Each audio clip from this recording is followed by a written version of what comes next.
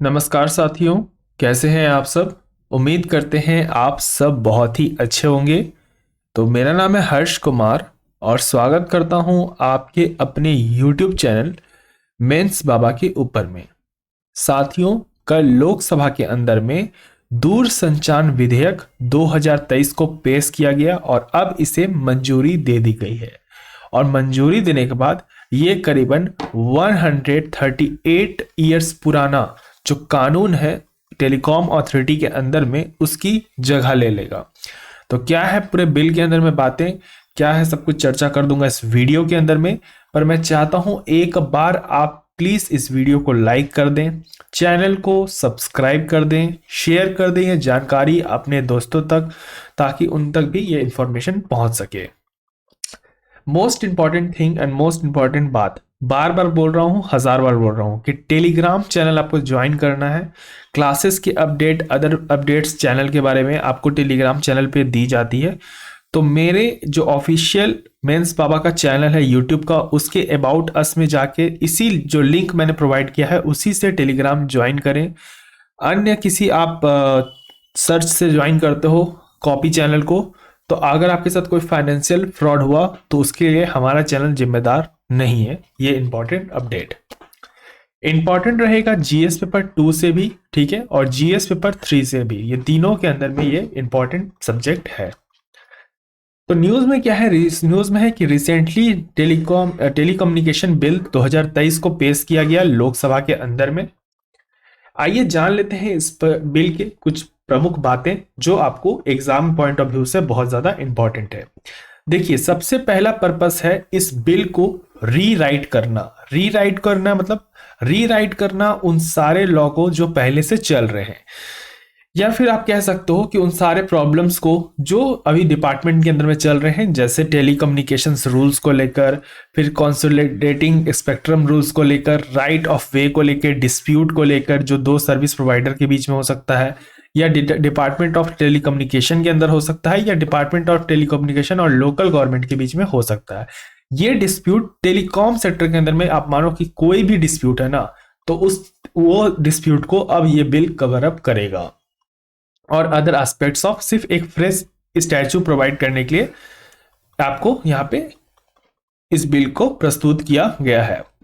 इस बिल जब ये एक्ट बन जाएगा तो याद रखिएगा कि ये किस किस एक्ट को रिप्लेस करेगा। तो इंडियन टेलीग्राफ एक्ट 1885 को, इंडियन वायरलेस टेलीग्राफी एक्ट 1933 को, telegraph wire unlawful possession act 1950 को, और साथ ही साथ telecom regulatory authority of India act 1997 को भी ये अमेंड करेगा। और यहां तक ये सारे एक्ट को क्या करेगा, रिप्लेस करेगा। तो ये बहुत इंपॉर्टेंट बात है, इसलिए ये कहा गया है कि अब जो भी ऐसे है ना कि 10 तरह के 15 तरह के एक्ट जो भी अभी चल रहे हैं, जैसे 3 एक्ट तो अपने यहां देख लिया अपन ने, 4 एक्ट, तो ये क्या करेगा, अब इस चीज को रिप्लेस करेगा। और एक मतलब होता है ना, सब चीज का एक समाधान बना के एक एक्ट बना दो कि हाँ 4-5 एक्ट नहीं देंगे, सबको जोड़ो और सब उससे कुछ प्लस पॉइंट निकालो, अभी जो प्रॉब्लम चल रहा है उसमें एडिशन करो। क्योंकि साथियों आप देखिए कि 138 ईयर्स काफी मायने रखता है किसी एक्ट लिए। इतना पुराना एक्ट भारत में अभी भी चल रहा है। तो अब बहुत डेटा, जहां 6G की हम लोग साथियों बात करते हैं, हम लोग 5G की बात करते हैं, जहां हम लोग 4G की बात करते हैं, तो वहां पे डिस्प्यूट और भी अन्य चीजें बढ़ ही रही है आने वाले समय में। और जहां इंटरनेट के ऊपर हम लोग फॉरवर्ड मूव कर रहे हैं, जहां पे बहुत सारे थ्रेट्स इमर्ज हो रहे हैं, वहां पे हम इतने पुराने कानून को लेकर नहीं चल सकते। इसलिए गवर्नमेंट का यहाँ सीधा उद्देश्य है कि हम लोग एक फ्रेश कानून इसके ऊपर में प्रस्तुत करें। अब इस बिल का क्या क्या पर्पस है, बहुत लंबा बिल है और बहुत ज्यादा मैंने इसे डिटेल में कवर अप किया है, तो आप इत्मीनान से सुनिएगा, थोड़ी वीडियो लंबी होगी, धीरे धीरे समझाऊंगा। पहला है लीगल एंड रेगुलेटरी फ्रेमवर्क को। ठीक है, लीगल एंड रेगुलेटरी फ्रेमवर्क का यहाँ क्या मतलब है कि जैसे मानिए कि जो टेलीकॉम नेटवर्क प्रोवाइड कर रहे हैं ना, उसके ऊपर में लीगल एंड रेगुलेटरी फ्रेमवर्क को बैठाना है। आपको याद नहीं हो तो मैं याद दिलाना चाहता हूं कि इस 2023 वर्ष में टेलीकॉम अथॉरिटी के अंदर में बहुत सारे डिस्प्यूट हुए हैं, जिसमें से जो हमारे टेलीकॉम प्रोवाइडर्स हैं, जैसे आपके अभी तो 3-4 कंपनियां ही बची है, कुल मिला के भारत में भी 4 कंपनियां रन कर रही है। एक आपका रन कर रही है जियो, जो रिलायंस की कंपनी है। उसके बाद फिर आपका एयरटेल हो गया, और फिर उसके बाद आपका वोडाफोन एंड आइडिया जो मर्ज हो गया, और आपका बीएसएनएल। ये प्रमुख 4 कंपनियां हैं जो साथियों भारत में भी अच्छे तरीके से रन कर रही है। अब ये जो है ये कंप्लेन लेके गए एक बार कोर्ट के अंदर में कि भैया जो आप अदर एप्स ओटीटी प्लेटफॉर्म्स कर रहे हो ना, रिमूव करना चाहते हैं ओवर द टॉप एप्स को, यानी ओटीटी एप्स को, जैसे व्हाट्सएप, टेलीग्राम। अब आपको पता है कि व्हाट्सएप एक ऐसा एप्लीकेशन है जो आपको प्रोवाइड करता है साथियों, मैसेजिंग प्रोवाइड करता है, ठीक है, कॉलिंग की फीचर प्रोवाइड होती है आपको इसके ऊपर में, चैट्स कर सकते हो आप, और भी अन्य तरह के चीज कर सकते हो। लेकिन ये चल किसके ऊपर में है? इंटरनेट के ऊपर में। तो अब ये डिस्प्यूट सामने आया। डिस्प्यूट क्या आया कि भैया ये लोग बोल रहे थे कि हम क्या करते हैं भैया, हम सेटअप लगाते हैं, हम सब कुछ करते हैं, और फायदा कौन लेके जा रहा है? ओटीटी एप्स फायदा लेके चले जा रहे हैं, फ्री के कॉल्स मिल रहे हैं, फ्री वीडियो कॉल, तो आप व्हाट्सएप यूज कर रहे हो एनी टाइम। अब ये जो फायदा लेके चले जा रहे हैं ना, ये टेलीकॉम कंपनीज को बर्दाश्त नहीं हो रही है कि हम सारा सेटअप हम लगाएं, नेटवर्क हम लगाएं, लोगों को हम हायर करें, नेटवर्क हम प्रोवाइड करें, स्पेक्ट्रम हम खरीदें, और जाके इसका अंत में फायदा व्हाट्सएप और टेलीग्राम ले जा रहे हैं, और अनदर एप्स भी चल रहे हैं मार्केट के अंदर में जो आपको इस तरह की फैसिलिटी प्रोवाइड करते हैं। तो ये डिस्प्यूट काफी बढ़ने लगा। तो इस बिल के तहत आने के बाद ये चांसेस बढ़ जाते हैं कि हो सकता है अगर व्हाट्सएप को रन करना होगा तो ये सब फैसिलिटी हटाना पड़ेगा, कुछ भी हो सकता है। बट कंसर्न इसको ले लिया गया है गिरफ्त में, जो डिस्प्यूट काफी 6 महीना से चल रहा था। दूसरा, नेशनल सिक्योरिटी के ऊपर में भी बात कहा गया है। नेशनल सिक्योरिटी ऊपर में क्या बात कहा गया है कि जो भी आप नेटवर्क प्रोवाइड कर रहे हैं, ठीक है, गवर्नमेंट चाहे स्टेट की हो, यूनियन की हो, या कोई भी ऑफिसर हो, उसके पास पावर है कि वो उसके ऊपर कंट्रोल कर सके, ठीक है, मैनेज कर सके टेलीकॉम, जैसे नेटवर्क को सस्पेंड कर सके। जैसे आपको पता है ना, किसी इलाके में नेटवर्क को सस्पेंड कर दिया जाता है कुछ देर के लिए, जिससे आपका नेशनल को सिक्योरिटी हैम्पर होने वाली है, तो उस एरिया में स्टेट गवर्नमेंट के पास, सेंट्रल गवर्नमेंट के पास, या कोई भी ऑफिसर जो वहां पे काम कर रहा है उसके पास ये पावर है। तो ये पावर यहां देने की बात कही जा रही है कि अब आप इंटरनेट जो है ना शटडाउन करने के समय सवाल नहीं कर सकते ना कि आपने इंटरनेट शटडाउन क्यों किया था। तो इस बिल के आने के बाद ये पावर गवर्नमेंट अपने हाथ में पहले लेना चाहती है। उसके बाद स्पेक्ट्रम एलोकेशन को लेके बात किया गया है। इसको भी लेके बहुत ज्यादा डिस्प्यूट था। अगर आप करंट अफेयर पढ़ते हो, अगर आप पढ़ाई करते हो, तो आपको यह बात पता होगी कि स्पेक्ट्रम को लेकर 3 साल से लगातार 4 साल से विवाद चल रहा है कि स्पेक्ट्रम एलोकेशन, यहाँ पे जो स्पेक्ट्रम एलोकेशन होती है वो बोली लग के होती है। तो बोली लगने से क्या होता है कि जैसे मानिए मेरे पास 100 रुपए है, आपके पास 100 रुपए है, किसी और के पास भी 100 रुपए है, लेकिन एक बंदा है जिसके पास 200 रुपए है। अब बोली लगी, उसने बोल दिया 200 रुपए, तो अपन तीनों के पास तो पैसे नहीं है, तो वो लेकर चला गया। समझने वाले समझ गए होंगे कि मैं क्या बोलना चाहता हूं। तो इस चीज को भी लेकर काफी विवाद था कि ज्यादातर स्पेक्ट्रम कुछ ही कंपनियां, 1-2 कंपनियां ही लेकर जा रही है, जिससे बाकी कंपनियों को सरवाइव करने में दिक्कत हो रहा है। तो सरकार यहां बोलती है कि ठीक है भैया, हम क्या करेंगे, अब मेरे पास पावर है। मेरे पास क्या पावर है कि जो स्पेक्ट्रम एलोकेशन होगा ना, कि अब ऐसे रोटी के समझ लो 4 टुकड़े होंगे ना, तो 3 टुकड़ा मुझे किसको देना है, 1 टुकड़ा किसको देना है, मैं डिसाइड करूंगा, या एक टुकड़ा 4 में बांटना है, ये मैं डिसाइड करूंगा, ठीक है। तो यहां पे साफ साफ ये बातें निकल कर आ रही है। दूसरी, प्रमोटिंग कंपनीज, कंपटीशन को प्रमोट करना। जैसे मानिए कि अभी भी आपको पता है कि ये एक ऐसा बिजनेस है, टेलीकॉम इंडस्ट्री एक ऐसा बिजनेस है जहां पे घुसना आसान नहीं है। तो इसमें एंट्री फ्री करने की बात कही गई है कि कल को अगर टाटा वगैरह और भी बड़ी कंपनियां जो भारत में रन कर रही है वो टेलीकॉम इंडस्ट्री के अंदर में घुस सके, इसके लिए हम एंट्री फ्री करने वाले हैं, लाइसेंस फ्री करने वाले हैं, पेनाल्टी कम से कम लगाएंगे, जिससे प्रतिस्पर्धा बढ़े, कंपटीशन बढ़े, लोगों के बीच में कंपटीशन बढ़े, और जो टेलीकॉम इंडस्ट्रीज के कुछ राजा बन के बैठे हैं तो वो राजा बन के ना बैठे, और भी कंपनियों को इसमें हिस्सेदारी मिलनी चाहिए, ठीक है। तो आशा करता हूं आपको यहां तक चीजें क्लियर हो रही होगी। अगर हो रही है तो एक बार वीडियो को लाइक कर दें और चैनल को भी सब्सक्राइब कर दें। दूसरा, अपॉइंटमेंट ऑफ ट्राई। जी हां, याद रखिएगा कि एक अपॉइंटमेंट ऑफ ट्राई, इसमें क्या करना चाह रही है सरकार कि एक प्राइवेट सेक्टर कोऑपरेटिव एग्जीक्यूटिव को बैठाना चाहती है एज अ चेयरशिप, ठीक है।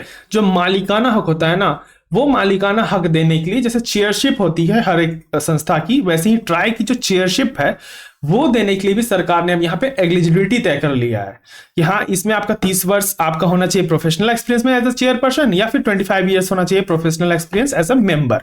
तो यहाँ पे सरकार ने एलिजिबिलिटी क्राइटेरिया तय किया है ताकि जो अपॉइंटमेंट हो चेयरमैन का ट्राई के अंदर में वो सही तरीके से हो सके। राइट ऑफ वे का क्या मतलब है कि देखो, टेलीकॉम इंडस्ट्री को बैठाने के लिए साथियों बहुत सारे पॉलिसी हैं, जिसमें कहा ये मानना है लोगों का कि इसमें डिस्क्रिमिनेशन है। जैसे मानिए कि कुछ सरकार अपना खुद की कंपनी खोलना चाहती है, तो इससे क्या होता है कि उनको ये लगता है कि हाँ, यहाँ पे पेपर वर्क जल्दी हो सकता है, सरकार खुद इन्वॉल्व है यहाँ पे। तो इस तरह के डिस्क्रिमिनेशन होते हैं जब स्टैब्लिश करना होता है इन टेलीकॉम इंफ्रास्ट्रक्चर को। तो सरकार यहां बताना चाहती है कि नहीं भैया, हम जो है पब्लिक और प्राइवेट के बीच में डिस्क्रिमिनेशन नहीं कर रहे हैं, हम यहाँ नॉन डिस्क्रिमिनेटरी कर रहे हैं। ठीक है, यहाँ पे जो भी पॉसिबल वे हैं वो सबके लिए सामान्य होंगे, कोई भी एक एज नहीं मिलेगा, कोई भी अभी अगर प्राइवेट है या फिर पब्लिक है उसको एक एज नहीं मिलेगा यहाँ पे। तो साफ साफ इस बिल के आने से ये चीजें कुछ तय की जा रही है। दूसरा, डिजिटल भारत निधि। ठीक है, एक फंड है जिसका नाम है यूनिवर्सल सर्विस एप्लीकेशन फंड। अब इस बिल के आने से जो ये स्टैब्लिश हुआ था साथियों कब 1885 के अंदर में, अब जब ये बिल आ जाएगा तो क्या होगा कि यूनिवर्सल सर्विस एप्लीकेशन फंड का नाम बदल के अब डिजिटल भारत निधि कर दिया जाएगा, जिससे अलाउ किया जाएगा uses of research and department. जहां रिसर्च एंड डिपार्टमेंट जैसे R&D की हम साथियों बात करते हैं, रिसर्च एंड डेवलपमेंट की बात करते हैं, वो क्रिएट होने लगेंगे। और उसके बाद इस पे और भी क्या क्या काम कर सकते हैं, अगर हम 6G पे जाएंगे फिर 7G पे जाएंगे, ऐसे करके डेवलपमेंट होने की बात यहाँ पे कही जा रही है।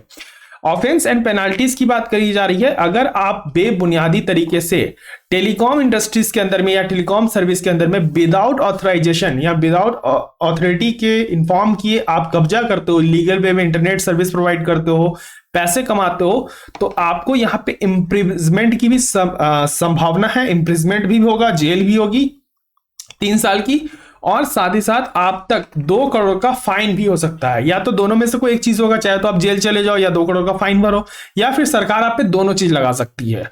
ठीक है, तो सिविल पेनाल्टी की यहाँ पे बात कही गई है अप टू 5 करोड़ अगर आप टर्म्स एंड कंडीशंस को वायलेट करोगे। अगर आप मानिए एंट्री करते हैं अब टेलीकॉम इंडस्ट्रीज के अंदर में और जल्दी से जल्दी अपना कब्जा बढ़ाने के लिए आप इलीगल तरीके से काम करना चालू कर देते हैं, तो आपको यहाँ पे दिक्कत आ सकती है।